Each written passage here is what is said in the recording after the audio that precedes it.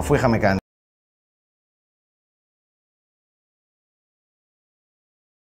μια ταινία. Από εκεί ξεκινάνε όλα. Ναι. Να γράψεις κάτι.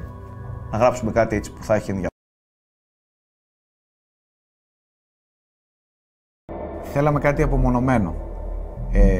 Το σενάριο απαιτούσε να είναι απομονωμένο και απόκοσμο όλο αυτό, αλλά ταυτόχρονα θέλαμε και την ηρεμία μας. Όλα τα θέλαμε για μας, ας πούμε.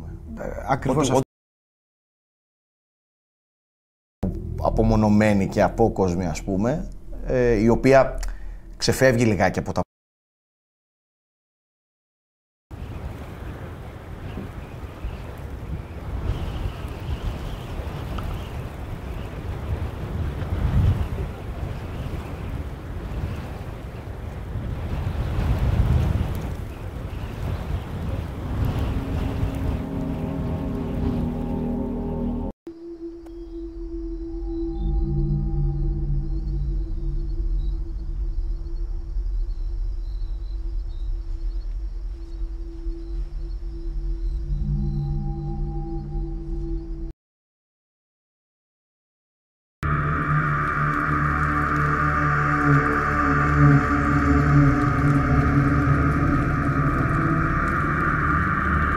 Όπως προανέφερα, τα δυσκολότερα γυρίσματα ήταν στο Μαύρο Δάσος. Η ακτίνα του ήλιου ποτέ στο έδαφος.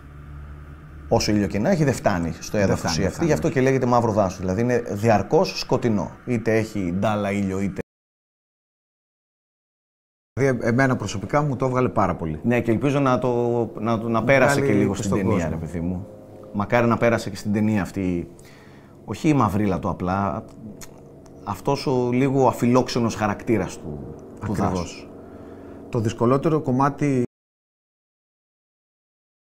Η βλάστηση, την ψιλοξεραμένη, γιατί πολύ γρήγορα άνθιζε προς την άνοιξη, δηλαδή με το που έπιανε λίγο η θερμοκρασία. Από φωτισμό θέλαμε όσο το δυνατόν περισσότερο ρεαλιστικό φωτισμό. Δεν θέλαμε ψεύτικα φώτα, δεν θέλαμε ψεύτικα φεγγαρόφωτα από τα παράθυρα, δεν θέλαμε τίποτα. Μας αρέσει πολύ να είναι σούπερ ρεαλιστικό, έτσι όπως ακριβώς θα είναι νύχτα. Βγαίνει έτσι η ταινία έξω από την καλύβα, εκείνο το μαύρο σκοτάδι να πλακώνει και τον θεατή.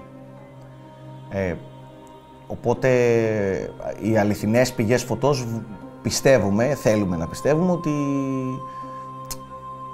το δίνουν αυτό, ρε παιδί μου, στο θεατή. Κατάλαβες, ότι πνίγεται, τον πλακώνει το σκοτάδι όταν έρχεται, χωρίς όμως, ξέρεις, απλά να μην φαίνεται τίποτα. Όλη η ταινία εκεί βασίστηκε, σε αυτά τα φαναράκια, διάσημα φαναράκια αυτά. Πολύ. Τελείωνε η μπαταρία τους σαν παλαβά.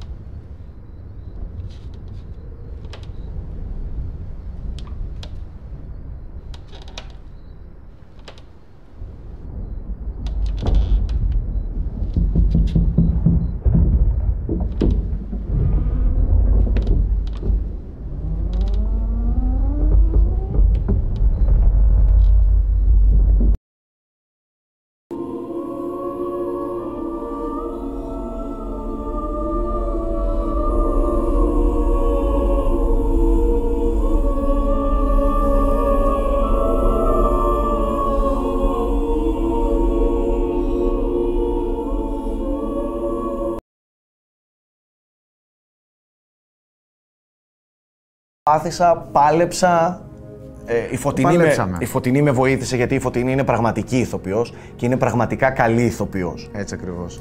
Δηλαδή, δεν το λέω απλά για να το πω, η Φωτεινή και στην ταινία έχει κάνει μερικές φανταστικές ερμηνείες, δύσκολες ερμηνείες. Σε σημεία που μας πάγωνε λίγο όλους, όταν γυρνούσαμε κάποιες...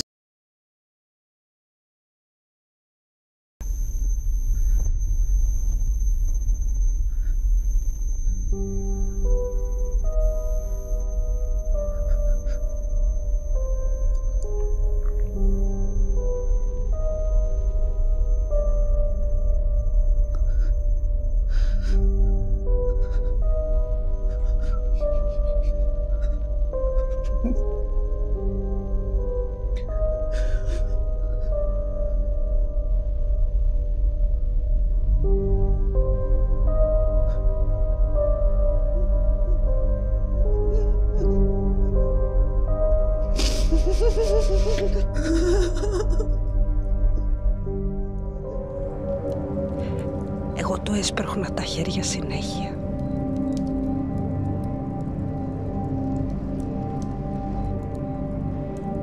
Και ξαφνικά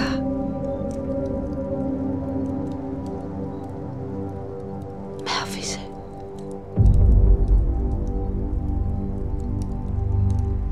Άρχισε να υδρώνει. Τον τρόμο και όλο αυτό το horror στοιχείο, τέλος πάντων, η ταινία προσπαθεί να βγάλει κάποια νοήματα, να επικοινωνήσει κάποια πράγματα με το δικό της τρόπο.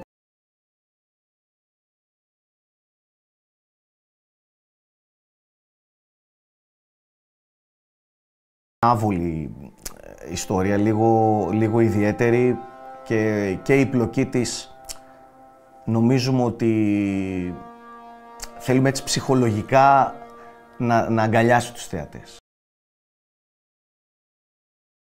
Ανήσυχη θα είναι. Είναι άβολη. Σίγουρα. Τώρα, για να μην δημιουργώ, ρε παιδί μου, υψηλές προσδοκίες ως προς συγκεκριμένη κατεύθυνση, το σίγουρο είναι ότι η ταινία μας είναι μια ταινία που και θα τρομάξει, θέλουμε να τρομάξει, αλλά κυρίως θέλουμε να ανησυχεί.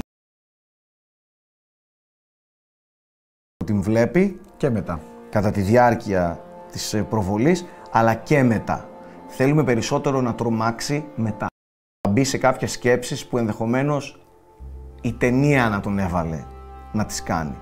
Αν το έχουμε καταφέρει αυτό που προσπαθούσαμε τόσα χρόνια να μεταφέρουμε, να έχει υλοποιηθεί έτσι όπως πρέπει. Γενικά δεν θέλαμε, ρε παιδί μου, να έχουμε ένα jump scare festival.